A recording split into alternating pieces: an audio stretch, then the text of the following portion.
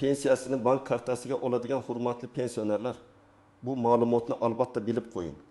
Chunki kartaga pul tushishi, uni yechib olish, karta bloklanishi, bank komissiyasi, ishonchnoma, meros, ortiqcha to'lov va pensiya to'xtab qolishi kabi masalalarda bitta kichik xato ham odamni o'ylar davomida sarson qilishi mumkin. Men bugun sizga oddiy tilda aniq misollar bilan pensiyani kartaga oluvchilar nimalarga e'tibor berishi shartligini tushuntirib beraman. Hozirning o'zida kanalga obuna bo'ling, videoga like bosing, chunki bu ma'lumot onangiz, buyingiz, bobongiz yoki mahallangizdagi pensionerlarga ham kerak bo'ladi.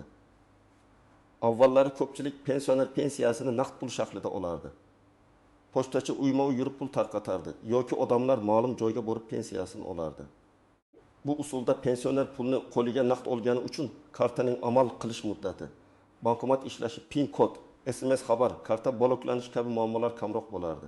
Lekin boshqa tomondan naqd pul tarqatishda ham muammolar bor edi. Pochtachi keladigan kunni kutish, uyda bo'lmasa pulni ola olmaslik, navbat, masofa, ba'zan hisob-kitobdagi kechikishlar. Hozir esa pensiya tizimida bank kartalari orqali to'lov kengaygan. Bu qulay. Pul kartaga tushadi, pensioner xohlagan payt bankomatdan yechadi, do'konda karta orqali to'laydi, yaqiniga o'tkazma qiladi, kerak bo'lsa mobil ilova orqali nazorat qiladi. Lekin men ekspert sifatida doim shuni aytaman. Karta qulaylik beradi, ammo kartaning o'z qoidalari bor. Qoidani bilmagan odam pensiyasi tushgan bo'lsa ham pulga vaqtida yeta olmay qolishi mumkin. Eng ko'p uchraydigan holat shuki, pensioner pensiya tushmagan deb o'ylaydi. Aslida esa pul kartaga tushgan bo'ladi. Lekin karta muddati tugagan, karta bloklangan, bankomatda limit bor, telefon raqam o'zgargan, bank ilovasiga kirib bo'lmayapti yoki odam pin kodni unutgan bo'ladi. Ba'zan esa pensiya haqiqatan ham to'xtatilgan bo'ladi.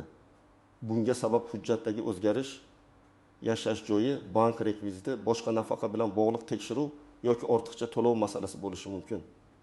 Shuning uchun bugun men masalani faqat kartadan pul yechib oling darajasida emas, balki pensioner bilishi kerak bo'lgan barcha muhim jihatlar bo'yicha tushuntiraman.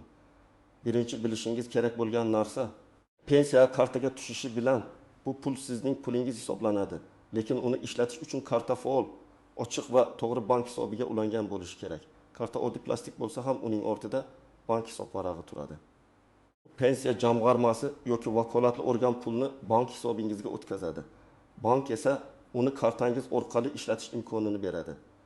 Masalan, pensionerning oylik pensiyasi 1 million 250 ming so'm bo'lsin. Har oy o'z sanada pul tushadi deb o'ylaylik. Agar karta faol bo'lsa, pensioner o'z sana kuni bankomatdan pul yechishi yoki do'konda ishlatishi mumkin. Lekin karta muddati 2025 yil yanvarda tugagan bo'lsa, bank tizimida karta yopilgan yoki cheklangan bo'lishi mumkin. Bu holatda pul hisobga tushadi, lekin karta bilan ishlatib bo'lmaydi. Pensioner pensiyam kelmadi deb o'ylaydi. Aslida esa muammo pensiyada emas, kartada bo'ladi. Bunday vaziyatda bankka pasport yoki ID karta bilan borib kartani almashtirish kerak. Ikkinchi muhim masala, karta pin kodini hech kimga bermang. Men buni juda qat'iy aytaman.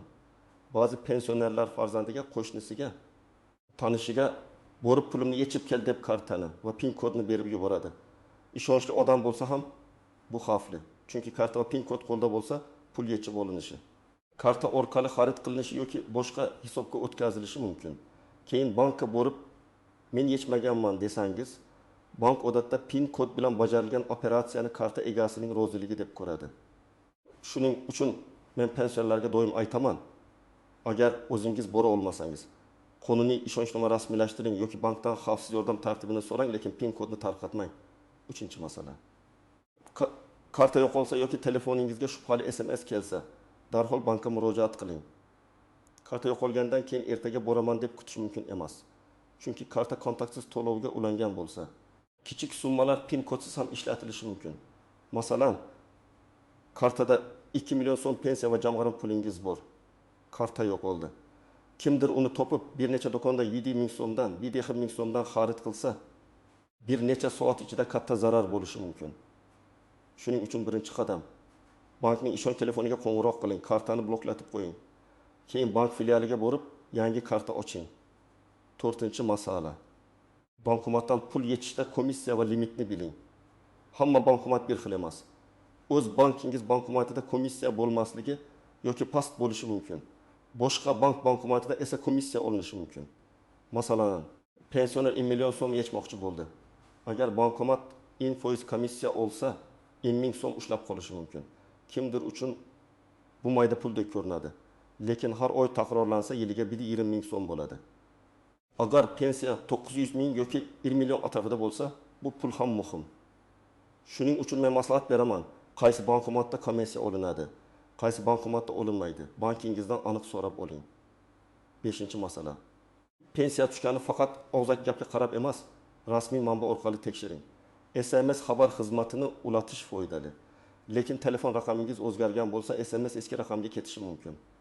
Masalan, pensioner sim kartasini almashtirdi, lekin banka yangi raqamni aytmadi. Pensiya tushadi, ammo xabar kelmaydi. Odam pul tushmadi deb o'ylaydi. Aslida muammo xabarda. Banka borib telefon raqamini yangilash kerak. 6-masala. Pensiya kartasi nomingizda bo'lishi kerak. Ba'zi oilalarda otamning pensiyasi o'g'limning kartasiga tushsin yoki onamnikini kelinimning kartasiga o'tkazing degan tushuncha uchraydi. Odatda pensionerning o'z nomidagi hisob raqamiga o'tkaziladi. Buning sababi pul egasini himoya qilishdir. Agar pul boshqa odam kartasiga tushsa, keyin nizolar, qarzdorlik, aliment, bank krediti yoki boshqa ushlanmalar bilan aralashib ketishi mumkin. Pensionerning puli pensioner nomida bo'lgani ma'qul. Kimlar ayniqsa e'tiborli bo'lish kerak? Birinchidan, yoshi katta. Bankomatdan mustaqil foydalana olmaydigan pensionerlar. Ikkinchidan, nogironligi bo'lgan va bankka borishi qiyin bo'lgan fuqarolar. Uchinchidan, boshqa hududga ko'chib o'tganlar. To'rtinchidan, pasporti yoki ID kartasi almashtirilganlar. Beshinchidan, kartasining muddati tugashiga yaqin qolganlar. Oltinchidan, pensiya miqdori o'zgargan, qayta hisob-kitob qilingan yoki qo'shimcha to'lov oladiganlar. Masalan, bir pensioner Toshkent viloyatida pensiya oladi. Keyin Samarqandga farzandinikiga ko'chib ketadi. U yashash joyi o'zgarganini tegishli organlarga bildirmasa, ayrim hujjatlar, tekshiruvlar yoki chaqiruvlardan bexabar qolishi mumkin. Natijada pensiya bo'yicha tushunmovchilik paydo bo'ladi. Yoki boshqa misol, pensioner ID kartasini yangiladi, lekin bankdagi ma'lumot eski pasport seriyasi bo'yicha qolib ketdi. Bank operatsiya vaqtida qo'shimcha tekshiruv so'rashi mumkin. Bularning oldini olish uchun har qanday muhim hujjat o'zgarganda bankka ham, pensiya bo'yicha mas'ul tashkilotga ham xabar berish kerak. Kimlar ko'p xavotir olmasligi mumkin. Agar kartangiz faol bo'lsa, har oy pulingiz vaqtida tushayotgan bo'lsa, karta muddati hali tugamagan bo'lsa, telefon raqamingiz bankda to'g'ri ro'yxatdan o'tgan bo'lsa, siz PIN kodni hech kimga bermasangiz va bankomatdan foydalanishda komissiyani bilsangiz, katta xavotirga asos yo'q. Lekin baribir har oy hisobni tekshirib turish kerak. Chunki muammo birdan paydo bo'ladi. Karta muddati tugaydi. Bankomat pul bermaydi, SMS kelmaydi, telefon yo'qoladi yoki karta bloklanadi. Endi istisnolar, nozik joylar va ko'pchilik bilmaydigan holatlarga o'tamiz. Birinchi nozik masala, pensiya kartaga tushgandan keyin uni yechmay tursangiz, pul yo'qolib ketmaydi. Ko'pchilik shu oy yechmasam, keyingi oy pensiyam kelmay qoladimi deb so'raydi. Odatda kartadagi pul hisobda turaveradi. Masalan, yanvarda 20 million 200 ming so'm tushdi. Pensioner 700 ming so'mini ishlatdi. 500 ming so'm qoldi. Fevralda yana pensiya tushsa, qoldiq bilan qo'shilib ko'rinadi. Lekin bu yerda bir narsani biling. Karta uzoq vaqt umuman ishlatilmasa, bank xavfsizlik siyosati bo'yicha ayrim cheklovlar qo'yishi mumkin. Shuning uchun kartani butunlay unutib qo'ymaslik kerak. Ikkinchi nozik masala. Pensioner vafot etgandan keyin kartadagi pulni ishlatish mumkin emas. Bu juda muhim. Ba'zi oilalarda odam vafot etgandan keyin uning kartasi va PIN kodi oila a'zolarida qoladi. Ular bu baribir otamizdan pul edi deb kartadan pul yechadi. Lekin huquqiy tomondan bu muammo tug'dirishi mumkin. Vafotdan keyingi to'lovlar, meros, ortiqcha o'tkazilgan pensiya, dafn puli va boshqa masalalar alohida tartibda hal qilinadi. Agar vafotdan keyin pensiya noto'g'ri tushgan bo'lsa, keyin uni qaytarish talab qilinishi mumkin. Shuning uchun bunday vaziyatda kartadan yashirincha pul yechish emas, tegishli organlarga xabar berish va meros tartibi bo'yicha harakat qilish kerak. Uchinchi nozik masala ishonchnoma. Agar pensioner kasal bo'lsa, yurishi qiyin bo'lsa yoki bankka bora olmasa, yaqiniga pul olish vakolatini berishi mumkin. Lekin bu kartani berib yuborish bilan bir xil emas. Ishonchnoma notarial tartibda yoki qonunda nazarda tutilgan boshqa tartibda rasmiylashtiriladi. Unda kim vakil bo'lishi, qaysi ishlarni bajarishi, qaysi muddatgacha vakolatli ekani yoziladi. Masalan, ona o'g'liga bankdan pensiya kartasini almashtirish, pul yechish, ariza topshirish huquqini ishonchnoma orqali beradi.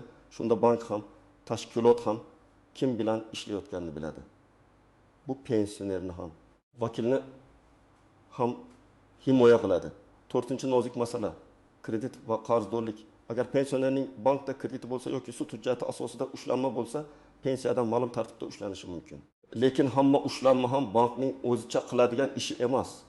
Ko'pincha buning huquqiy asosi bo'lishi kerak. Masalan, pensioner ilgari kredit olgan, oylik to'lov 300 ming so'm, pensiya 20 million 500 ming so'm. Agar kredit shartnomasida avtomatik yechib olishga rozilik berilgan bo'lsa, bank belgilangan summani ushlab qolishi mumkin. Pensioner esa pensiyam kam tushdi deb o'ylaydi. Bunday holatda bankdan hisob varaq ko'chirmasini olib, aynan qaysi summa qachon va nima asosida yechilganini ko'rish kerak. 5-nozik masala firibgarlik. Men buni alohida ogohlantiraman. Hech qaysi bank xodimi sizdan telefon orqali karta raqami amal qilish muddati SMS kod, PIN kod yoki ilova parolini so'ramasligi kerak. Agar kimdir qo'ng'iroq qilib pensiyangiz bloklanadi, kodni ayting, kartangizga qo'shimcha pul tushadi, SMS kodni yuboring, pensiya qayta hisoblandi, ilovaga kiring desa, bu firibgarlik bo'lishi mumkin. Ayniqsa pensionerlar ishonuvchan bo'lgani uchun firibgarlar aynan ularni nishonga oladi. SMS kodni aytganingizdan keyin kartadagi pul bir necha daqiqada boshqa hisobga ketishi mumkin. Bankka borib shikoyat qilish mumkin, lekin pulni qaytarish har doim ham oson bo'lmaydi. Shuning uchun eng yaxshi himoya kodni hech kimga aytmaslik. 6-nozik masalasi bankomat pulni bermay hisobdan yechib qo'yishi. Bunday holat kam bo'lsa ham uchraydi. Masalan, pensioner 80 ming so'm yechmoqchi bo'ldi, bankomat texnik xatolik berdi, pul chiqmay qoldi, lekin SMSda 80 ming so'm yechildi deb keldi. Bunday paytda vahimaga tushmaslik kerak. Bankomat joylashgan bankka yoki kartangizni bergan bankka darhol murojaat qiling. Ariza yozing, vaqtini, bankomat manzilini, summani ko'rsating. Bank inkassatsiya va texnik tekshiruv orqali ortiqcha qolgan pulni aniqlashi mumkin. Muhimi, chek bo'lsa saqlang, chek bo'lmasa ham SMS va vaqtni yozib qo'ying. 7-nozik masala, karta almashtirilganda pensiya avtomatik yangi kartaga tushadimi? Har doim ham pensioner o'ylagandek bo'lmasligi mumkin. Agar eski karta yopilib, shu bankdagi asosiy hisob saqlangan bo'lsa, muammo bo'lmasligi mumkin. Lekin bank hisob raqam yoki rekvizit o'zgarsa, pensiya to'lovini amalga oshiruvchi tashkilotga yangi ma'lumot yetib borishi kerak. Masalan, pensioner avval A bank kartasiga olgan, keyin B bankdan yangi karta ochgan. Agar pensiya organiga yangi bank rekvizitlari haqida ariza bermasa, pul eski hisobga ketishda davom etishi yoki to'lov kechikishi mumkin. Shuning uchun bankni almashtirganda albatta rasmiy ariza topshirish kerak. 8-nozik masala, yashash joyida bo'lmagan pensionerlar. Kimdir vaqtincha boshqa viloyatda, kimdir chet elda farzandlarnikida bo'lishi mumkin. Karta pul tushaversa ham, ayrim holatlarda pensionerning tirikligi, hujjatlari, doimiy yashash manzili yoki huquqi bo'yicha tekshiruv talab qilinishi mumkin.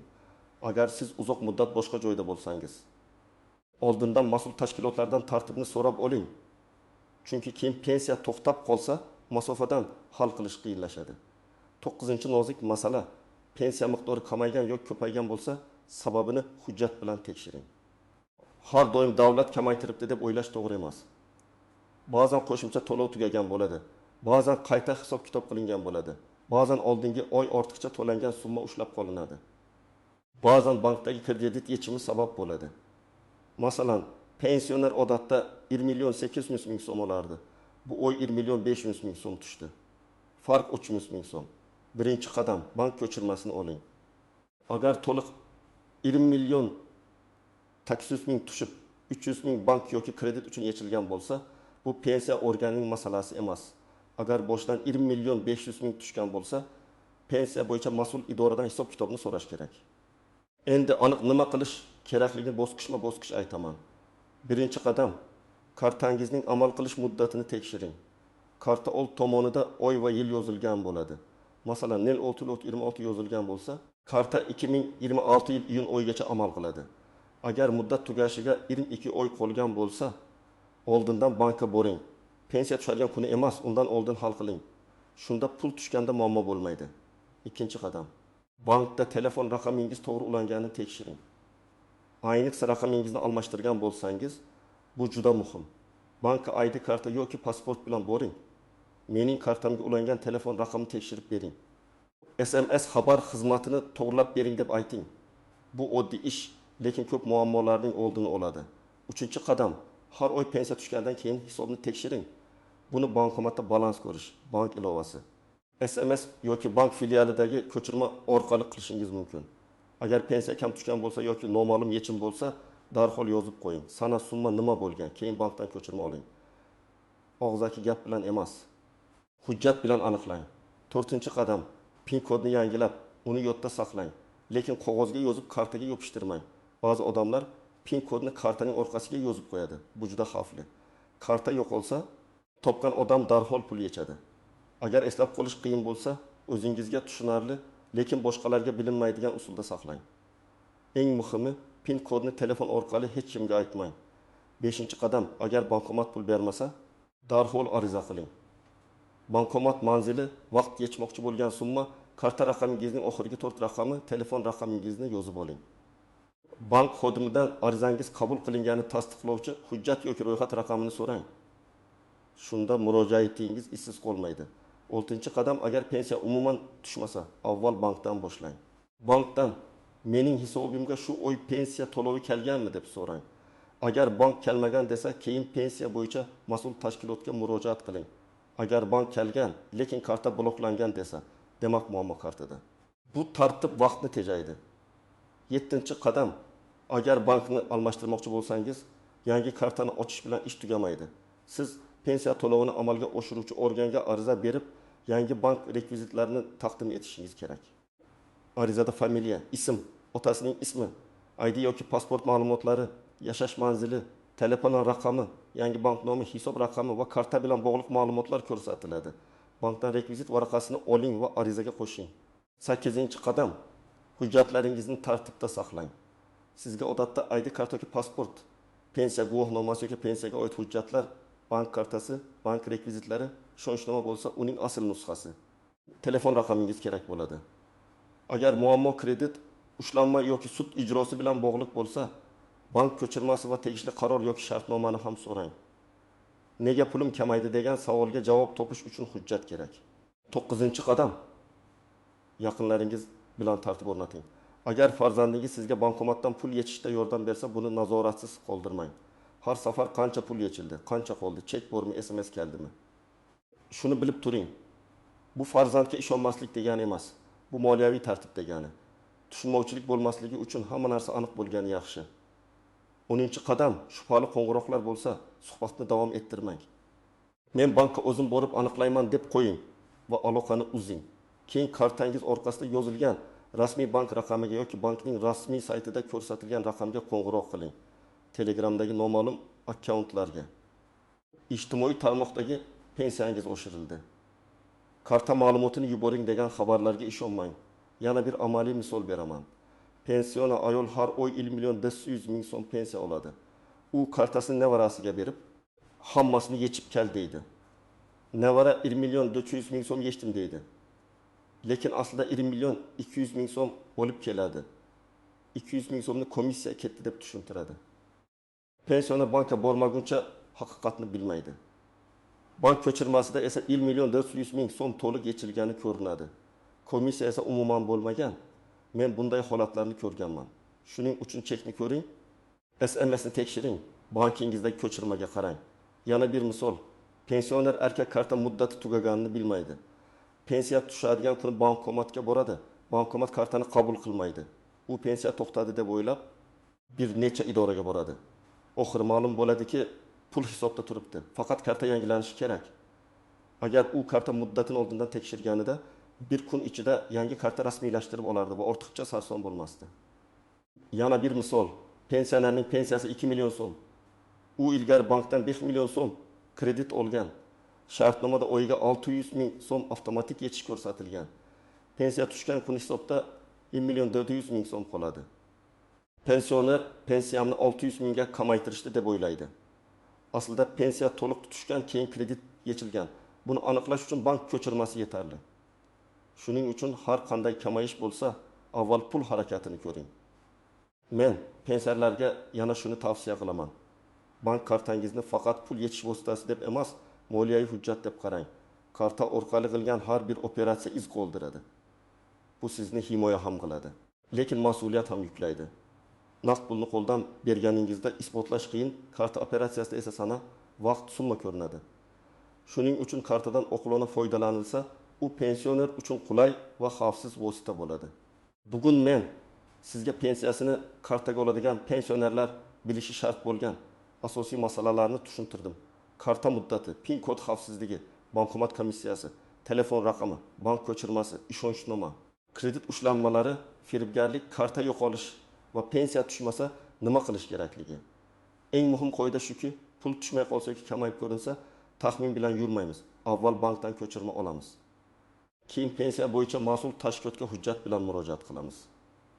Agar siz pensiyani kartaga olsangiz, bugunoq kartangiz muddatini, telefon raqamingizni va hisobingizdagi holatni tekshirib qo'ying. Agar ota-onangiz yoki yaqinlaringiz pensioner bo'lsa, ularga ham shu gaplarni tushuntiring. Kommentariyada yozing. Siz pensiyani kartaga olasizmi yoki naqd olishni qulayroq deb bilasizmi? Videoga like bosing, kanalga obuna bo'ling.